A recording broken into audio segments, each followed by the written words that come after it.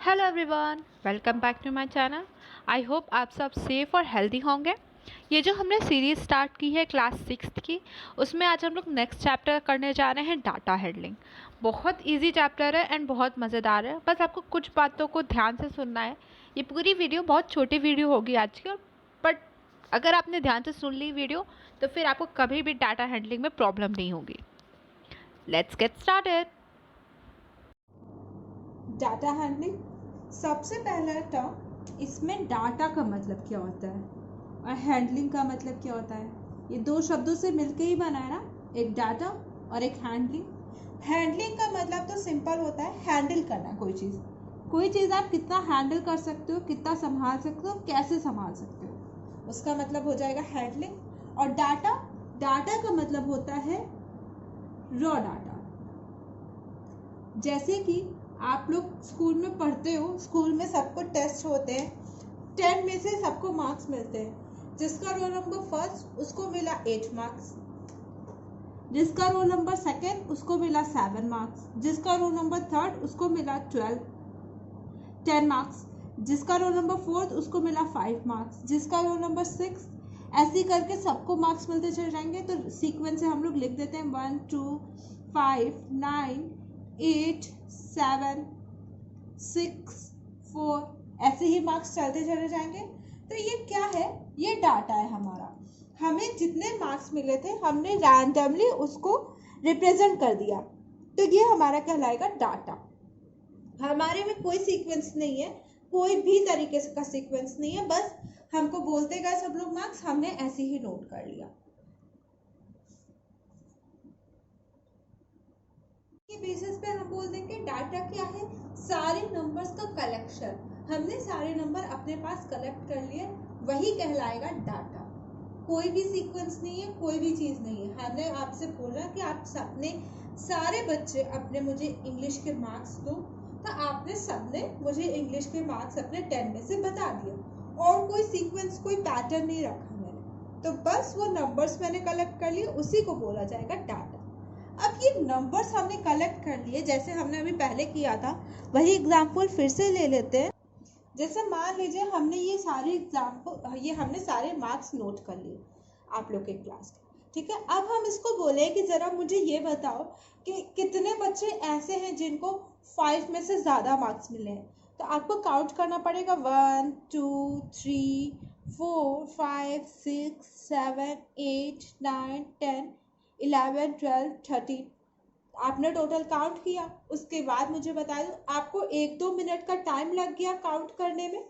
तो अगर हम इसी डाटा को किसी वे में रिप्रेजेंट कर दें कि आपको टाइम ना मिले लगे, आप फटाफट देखो और फटाफट मुझे बता दो, उसको बोला जाता है ऑर्गेनाइजेशन ऑफ डाटा। ताकि हम अपने डाटा को अच्छे तरीके से लिख सके और उसको प्रॉपरली ऑर्गेनाइज कर सके। हमसे कोई कुछ भी पूछ ले, हम फटाफट जवाब दे पाए। चाहे हमसे पूछे कि कितने बच्चे ऐसे हैं जिनके 7 मार्क्स आए हैं, कितने बच्चे ऐसे हैं जिनके 5 से ज्यादा आए हैं, कितने बच्चे ऐसे हैं जिनके 6 मार्क्स आए हैं, कुछ भी पूछ ले हमसे, हम फटाफट जवाब दे सके। इसलिए हम अपने डाटा को किसी सीक्वेंस में अरेंज कर देते हैं। कोई भी सीक्वेंस हम ले सकते हैं और किसी भी तरीके से, बहुत तरीके से अरेंज किया जाता है, तो हम अपने अकॉर्डिंग किसी भी तरीके से अरेंज कर सकते हैं। जस्ट इमेजिन, ये मैंने 20 मार्क्स लिख लिए हैं।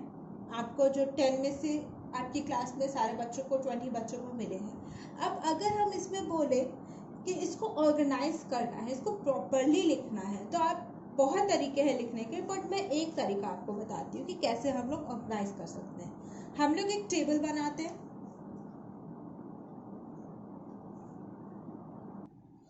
ये हमने छोटी सी टेबल बना ली। अब इसमें हम लिख देंगे मार्क्स, इसमें बनाएंगे टैली, और इसमें लिख देंगे number of students. Number of students, कितने बच्चों को मार्क्स मिले हैं।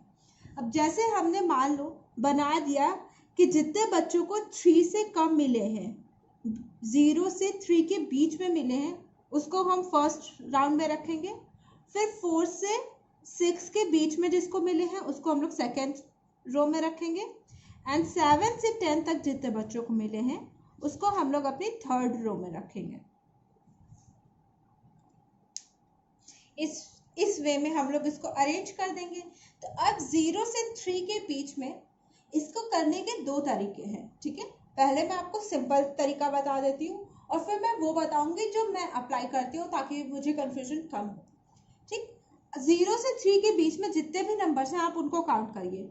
1 2 देन 3 4 5 6 6 आए। तो हम पहले टैली लगाना सीखते हैं। टैली लगाने के लिए आपको 6 आया है, ध्यान रखना है। 6 नंबर मैंने इधर साइड में लिख लिया। तो टैली लगाने के लिए आप 1 एक डंडी खींची, 2 डंडी खींची, 3 डंडी खींची, 4 डंडी खींची, 5वीं डंडी ऐसी होती है जो इन चारों डंडी को कट कर दे, और 5वीं के बाद 6ठी डंडी लगानी है तो वो हम अलग से लगा देंगे। तो ये टोटल काउंट हो जाता है 6। हमने 6 नंबर इधर लिख दिया, ठीक है। उसके बाद हमें 4 से 6 तक काउंट करना है। तो काउंट कर लेते हैं। 1 2, ये तो 2 है। 1 2 3 4, बस 4 है तो हमने 4 पहले इधर लिख दिया। अब हम टैली भी लगा देते हैं। 1 एक डंडी, 2 डंडी, 3 डंडी, 4 डंडी, 4 डंडी हमारी हो गई, टैली लग गया।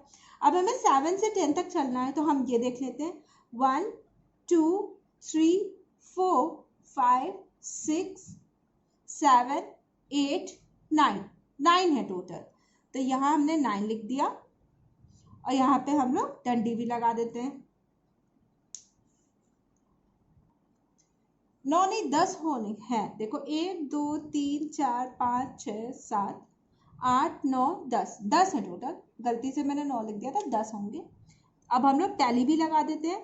1 2 3 4, 4 के बाद हमें कट करना होता है, 5 हो गया, फिर 6 7 8 9, 4 लगाया, फिर 5 हुआ, फिर कट के साथ कंप्लीट हो गया। अब अगर हम आपसे बोले कि ऐसे बच्चों के मार्क्स बचाओ जिनके 3 से कम है, तो फटाफट आप यहाँ से देख के बता सकते हो कि ऐसे 6 होंगे।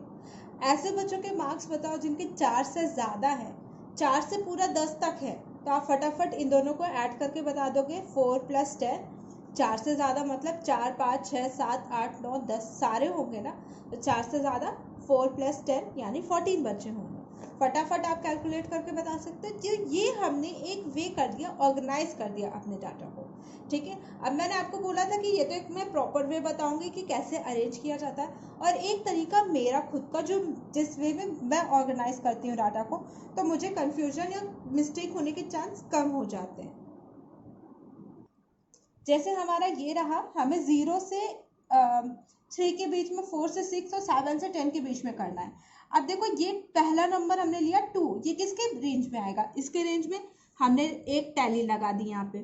फिर ये 3, ये भी इसी में आएगा, हमने 3 में भी एक टैली लगा दी। फिर ये 6, देखो जो जो करते जाएंगे उसके नीचे हम एक पॉइंट लगाते जाएंगे कि ये हमने कर लिया, ताकि हमें कंफ्यूजन ना हो। देन आया 6, तो हम 6 वाले इस रेंज में आएगा ना, हमने इसमें एक टैली लगा दी, पॉइंट लगा दिया।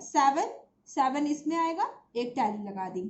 फिर 8 इसमें आएगा, एक टैली लगा दी। फिर 9 इसमें आएगा, एक टैली लगा दी।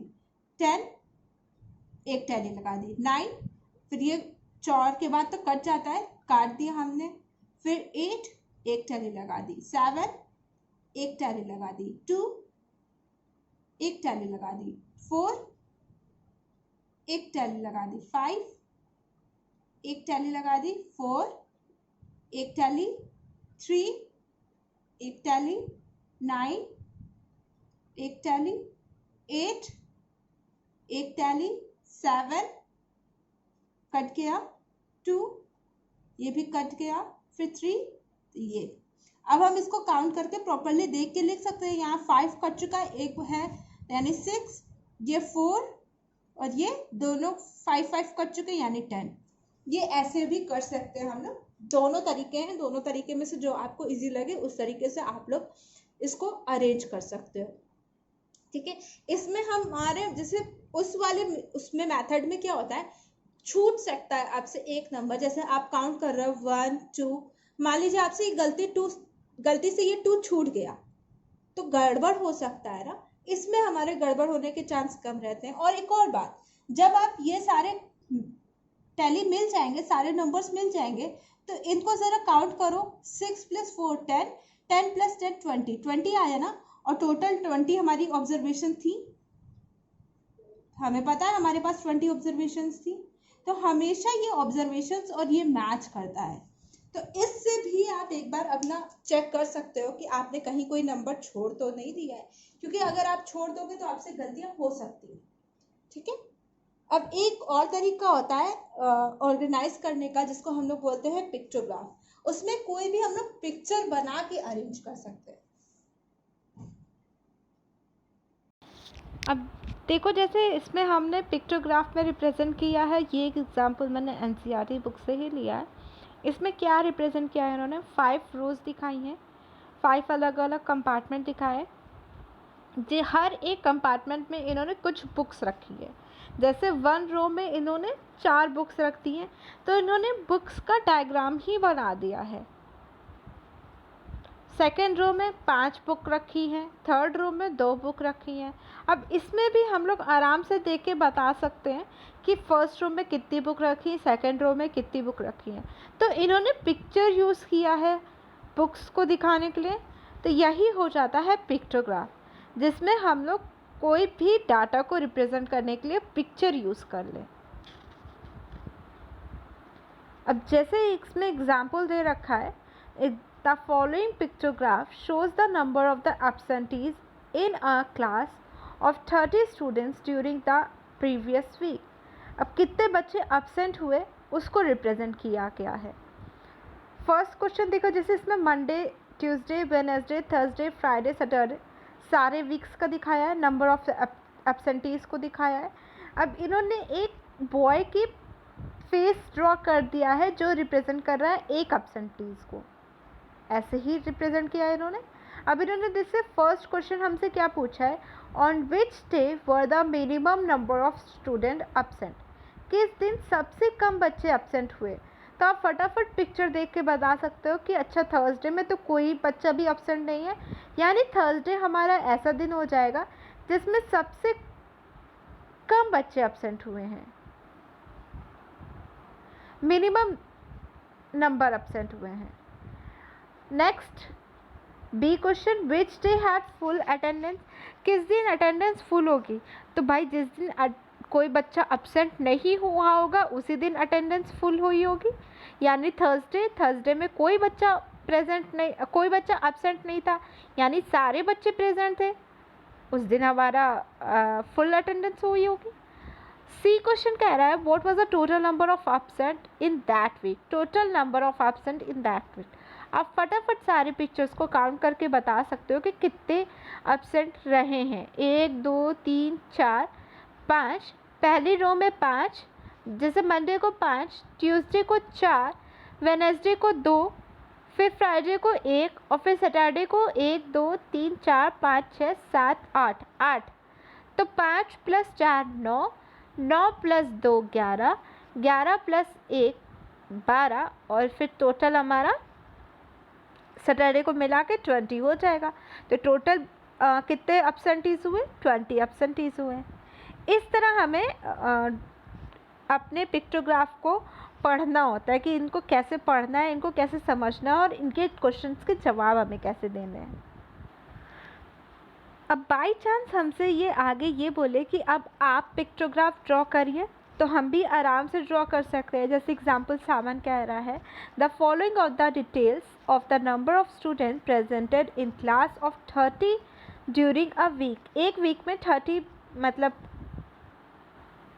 30 में से इतने बच्चे जो इन्होंने नीचे रिप्रेजेंट किया है उतने बच्चे प्रेजेंट थे। अब बाकी हमें पिक्टोग्राफ से रिप्रेजेंट करना है। जैसे डे 1 मंडे को 24 बच्चे प्रेजेंट थे 30 में से, बाकी बच्चे एब्सेंट हुए।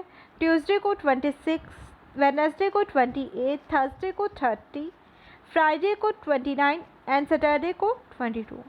तो अब हम पिक्टोग्राफ हमें ड्रॉ करना है तो हम कोई भी वे में रिप्रेजेंट कर सकते हैं। हम फेस नहीं ड्रॉ कर सकते, तो हमने ये ऐसा फूल वाला डायग्राम ले लिया जिसमें 24 रिप्रेजेंट कर रहा है 1 2 3 4 5, ऐसा कुछ ड्रॉ कर दिया। देन हमें 26 ड्रॉ करना था, तो हमने अलग थोड़ा डायग्राम ले लिया और फिर सबको लिख दिया कि 24 किसको रिप्रेजेंट कर रहा है, 26 किसको रिप्रेजेंट कर रहा है। ऐसे ही हमने लिख दिया, तो हमने अपने तरीके से ड्रॉ कर दिया। अब 24 फेसेस या 24 कोई भी चीज़ ड्रॉ करनी होगी तो वो तो बहुत मुश्किल है ड्रॉ करना, तो इसलिए हमने 5 ऐसे ड्रॉ किया और बता दिया कि ये हमारे जो 5 हैं वो 24 को रिप्रेजेंट कर रहे हैं, या हमारे जो ऐसे 5 हैं वो 26 को रिप्रेजेंट कर रहे हैं। ऐसे हमने आराम से बता दिया, तो हमारा काम बन गया। इसके बाद आता है बार ग्राफ। बार ग्राफ भी बहुत इजी है। इसमें सिंपली हमारे ग्राफ में ऐसे बार्स बने होते हैं, ऊपर ऊपर लाइंस बनी होती है, इसी को बार ग्राफ बोला जाता है। अब एग्जाम्पल नंबर 9 है, read the adjoining bar graph showing the number of student in particular school class of a school. अब हमें देखना है, इसमें पढ़ना है, बार ग्राफ को ठीक से रीड करना है और इसमें नंबर ऑफ़ स्टूडेंट्स को बताया गया है। जैसे 2000 में ये देखो नीचे ईयर्स दे रखे हैं, 2000, 2001, 2002, 2003 एंड हमारी जो हॉरिजॉन्टल लाइन है वो हमें नंबर ऑफ़ स्टूडेंट्स रिप्रेजेंट कर रही है, 10, 20, 30, 40 एंड इसने बोल दिया है जो 1 यूनिट लेंथ है उसमें 10 स्टूडेंट्स हैं।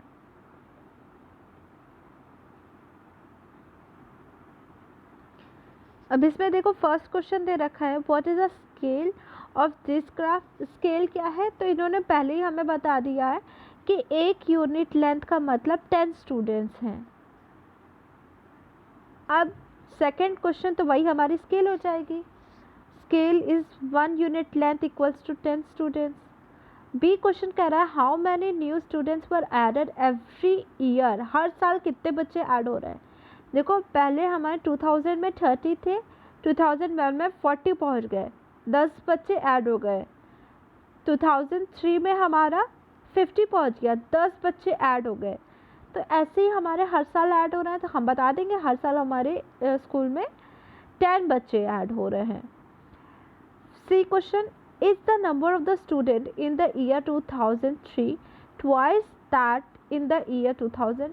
2003 में क्या दुगने बच्चे हैं एज़ कम्पेयर टू 2000 में। तो देखो 2003 में हमारे 60 स्टूडेंट्स हैं एंड 2000 में हमारे पास 30 स्टूडेंट्स हैं, तो ऑब्वियस सी बात है ये दुगने ही तो हुए, 60 2 टाइम्स है 30 का, तो हम बोल देंगे yes the number of students in 2000 is twice that in year 2000। इसी तरह हमें ये एक्सरसाइज दे रखी है 9.3 बार ग्राफ से रिलेटेड है।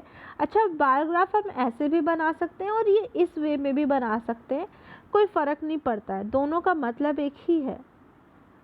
तो अगर आपको इस वे में दिखे तो भी कंफ्यूज मत होना, है ये बार ग्राफ ही, बस उसको लेटे लेटे वे में बना दिया है, ठीक है। अब अगर हमसे बोला जाए आप बार ग्राफ बनाइए, तो हम भी बना सकते हैं बहुत आराम से, number of fruits and number of students. तो आप नीचे फ्रूट्स को लिख दोगे, ऊपर स्टूडेंट्स को बना दोगे। ऊपर स्टूडेंट्स में इन्होंने नंबर दिया है 8, 3, 4, 5, तो हम कैसे लेंगे 1, 2, 3 से लेके सकते हैं, या हम इनफैक्ट 2, 4, 6, 8, 10 ऐसे भी ले सकते हैं, जिस भी तरीके से हमें इजी पड़े हम किसी भी वे में ले सकते हैं। तो अगर हम 1, 2, 3 लेते हैं तो हमारी 1 यूनिट लेंथ बराबर हो जाएगी एक स्टूडेंट की, और अगर हम लोग 2, 4, 6, 8 लेते हैं तो हमारी 1 यूनिट लेंथ हो जाएगी 2 स्टूडेंट्स की, उसको हम लोग रिप्रेजेंट कर देंगे। तो ये था पूरा चैप्टर हमारा डाटा हैंडलिंग। इजी चैप्टर है, बस थोड़ी सी बातों को ध्यान देने वाली बात होती है और कुछ भी नहीं। अगर आपको चीज़ें समझ में आ गई हैं तो बहुत इजी है, फिर तो इसमें कुछ है नहीं और इससे ज़्यादा इंटरेस्टिंग और मज़ेदार कुछ नहीं है। तो आई होप आपको वीडियो पसंद आई होगी। अगर वीडियो पसंद आई है तो प्लीज़ इसको लाइक करें, शेयर करें और उन तक पहुँचाएं जिनको इसकी ज़रूरत है। Thank you for watching.